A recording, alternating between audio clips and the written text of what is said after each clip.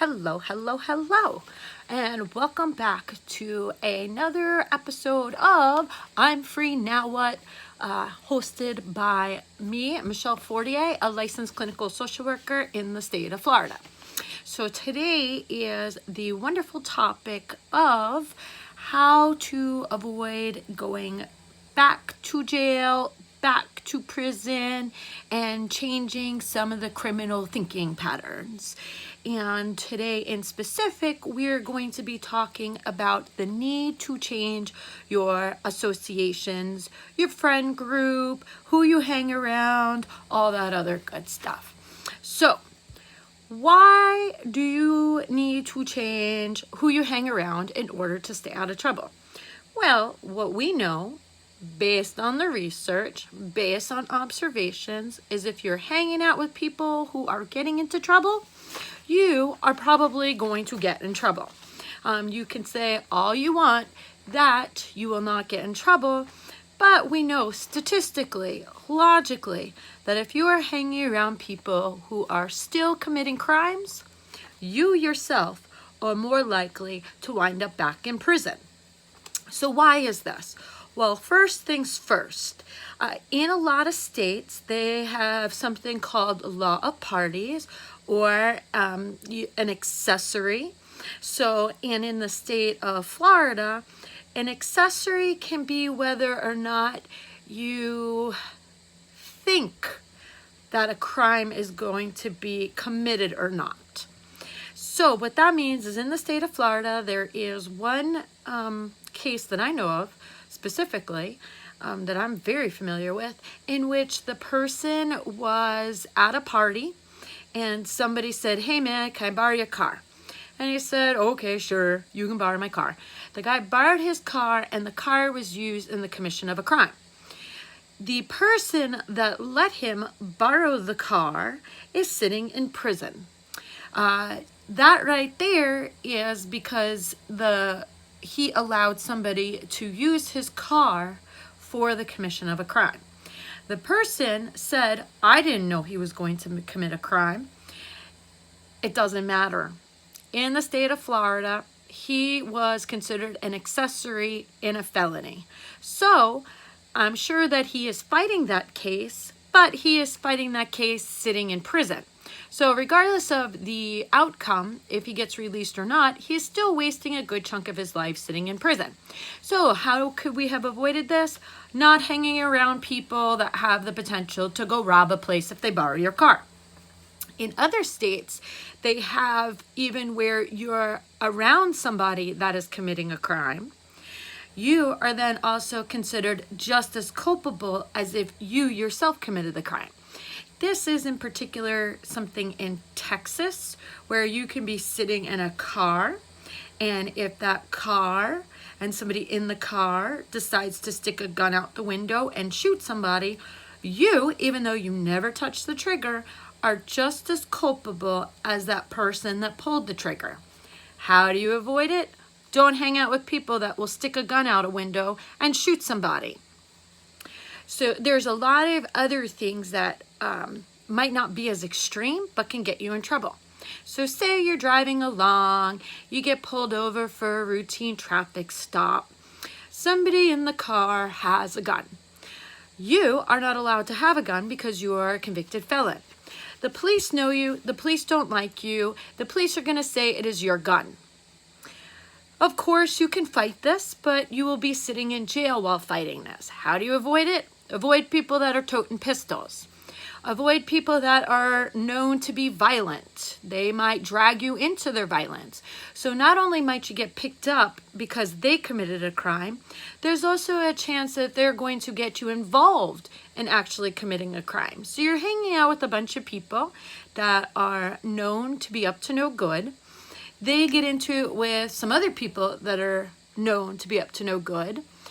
More likely than not, you are going to be having your hands tied in helping your friends defend themselves. All well and good, but if you're hanging out with people that are up to no good, The police are not going to be like, oh my God, yeah, totally, you are defending yourself. They're going to say, you're an idiot for hanging around people that you know are up to no good. You know better. You are culpable. You are in trouble. You are now sitting in jail. So what we also know as well is when we're hanging around people, we tend to start following their norms. And when I say by norms, that's how they act. So if you're around a bunch of people that are up to no good, your behavior will generally start conforming to the group that you're hanging out with. So if you would like to stay out of trouble, to stay out of prison, you need to go ahead and change the people that you're hanging around. This can be difficult for many different reasons. One of the first is a systemic problem. At least in the state of Florida, a lot of times people are required to go back to the county of commitment. What this means is that you're going to go back to where you originally got in trouble. Generally, most people, when they're getting in trouble, they're hanging around people that are also up to no good.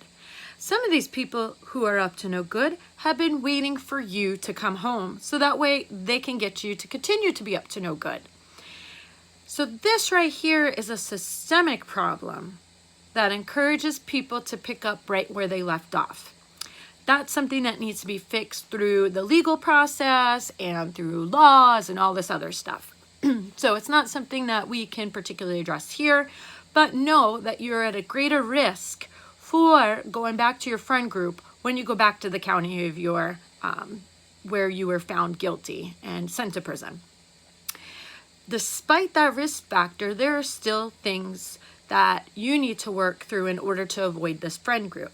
So one of the things that I hear a lot of is people that are like this, they are the ones that understand me. Oftentimes, people that have gotten in trouble, they have issues with acceptance, they have issues with self-esteem, they have issues with thinking that everybody knows about their criminal history, they have issues with feeling judged. And who better to go hang out with if you don't want to feel judged is people that are in the same boat as you, that are also people that have broken the law, that have gotten in trouble, that come from damaged backgrounds, from rough backgrounds, that grew up in a similar way, that have also gone to jail and prison. It's very easy to find validation among those people. It makes sense. They have the similar story to you. You don't have to explain things. They intuitively know what your experience is like, and they know how to handle that experience. What occurs for some people is they don't know how to function around pro-social people. They feel overwhelmed. They don't know the norms. They don't know how to respond. They feel overwhelmed that they're going to be judged. They don't know the other people's backgrounds and if their backgrounds are similar or not. So there's a whole host of issues of why people might feel more comfortable with antisocial people as opposed to being comfortable with pro-social people. The issue is that at some point, these issues have to be worked through in order for people to be successful. So how do you go about finding new pro-social people? Well, one of the first things that I can really recommend is find organizations in your community that are there for people that we call returning citizens, people that are coming out of our prison system. In my community, in the Tallahassee area, we have something called the Big Bend Reentry Coalition. And what that is a bunch of stakeholders in our community. We get together once a month. We discuss different programs that are going on in our community to help people that are re-entering after prison sentences and jail sentences. Part of what I really like about the organization is a big chunk of the people that attend the meetings and are participating in these programs and running these programs, they themselves have a criminal history. So they are considered, and we all are equal partners in getting people to stay out of prison and reduce recidivism. We are people that are, like me, I'm a licensed clinical social worker. My whole focus is to make sure people don't go back to prison. You have other people. There's one in this area. He runs a whole program. He runs a couple of halfway houses, I think. And that one is called Living Harvest. He himself, I think he did 2 trips into the Florida Department of Corrections.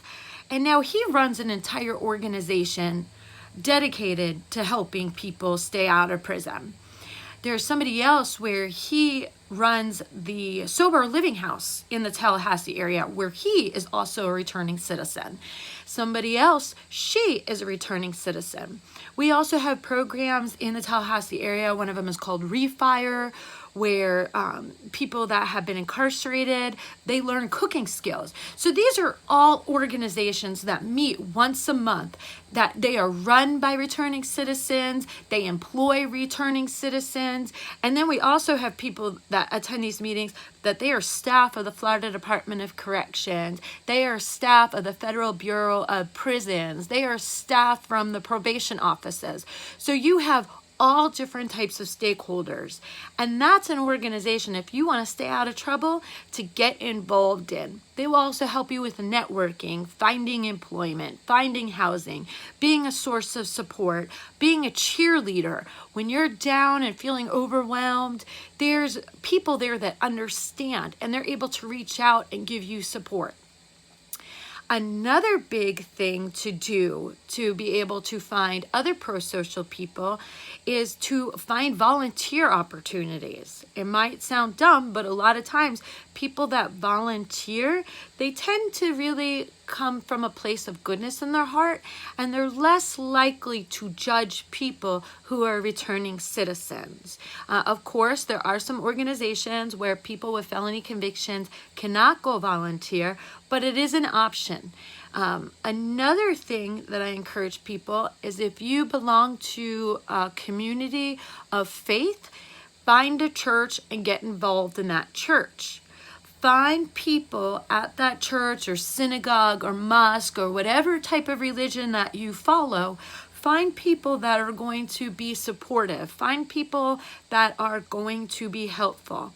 There is one church in our community where they've actually helped people pay for birth certificates when they have had difficulty getting a birth certificate because they were born out of state and they needed it for a driver's license. There are churches that will allow you to use their address as a permanent address so you can receive mail. So this is another way to find pro-social people that will encourage you. Another big thing that I really encourage is to find a mentor. You can find somebody that they themselves are a returning citizen, and they can help guide you. They can give you advice. You can find somebody else that they are just there to help give you guidance, to encourage you. I also really recommend that when you find this person, it's somebody that's going to hold you accountable and not let you slide on things. That's a very important thing. And one last little bit of information to give you on finding pro-social people. Pay attention to their behaviors and not their words. So you have some people in this world that they will say that they are doing the right thing, they are on point, they are moving forward, but then their behaviors say something else. Their behaviors are just too risky. Their behaviors are pushing the envelope. Their behaviors are not keeping in line with what you know is going to keep you safe and out of prison. I hope you found this video helpful. I hope I gave some good information that you're able to apply to your situation. If so, please like and subscribe. If you have any comments or concerns, you can leave them in the comment section below. I hope that everybody is staying safe during this time of COVID-19, and I hope all y'all take care of yourself and stay safe and stay free.